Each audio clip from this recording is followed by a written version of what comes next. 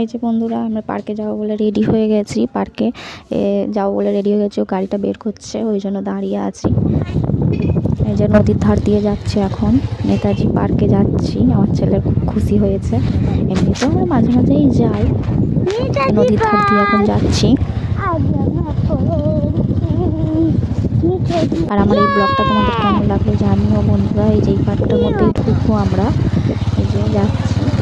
আমার বর না প্রথমে সামনের দিকে, পিছন দিকে অনেকটা পিছন দিকে গাড়িটা রেখে করে সামনের দিকে নিয়ে আসে বলে ব্যাকে আবার গাড়িটা আনতে গেছে। সামনের দিকে অনেকটা জায়গা ছিল, নাহলে যাওয়ার সময় এখন আমাদের অনেকটা হাঁটতে হতো। ও আনতে গেছে গাড়িটা, আমরা দুজনে দাঁড়িয়ে আছি। ওই যে আসছে গাড়ি নিয়ে, এবার গাড়িটা পার্ক করবে। সামনের দিকে এগিয়ে গেছে, আমরা পিছনে যাচ্ছি। এই যে গাড়িটা পার্ক করলো, টিকিট নিয়েও পিছনে আসছে। গাড়ির টিকিট আমার সামনে টিকিট কাটতে হবে পার্কে ঢোকার জন্য। পার্কে ঢুকে পড়েছি। এই যে আমার ছেলে অনেকক্ষণ থেকে দোলনা চড়বে করছিল, ওই জন্য বাবা দোলনা চড়াচ্ছে। আমার দোলনা চড়তে খুব ভয় পাই, আমার মাথা ঘোরে, ওই জন্য চড়ি না বাবা, কখনো দোলনা চড়বে। আজকে আমাদের এই ব্লগটা তোমাদের সবার কেমন লাগলো জানিও প্লিজ। আসলে ঠান্ডায় না আমার গলা জড়িয়ে যাচ্ছে, কাঁধে জড়িয়ে যাচ্ছে।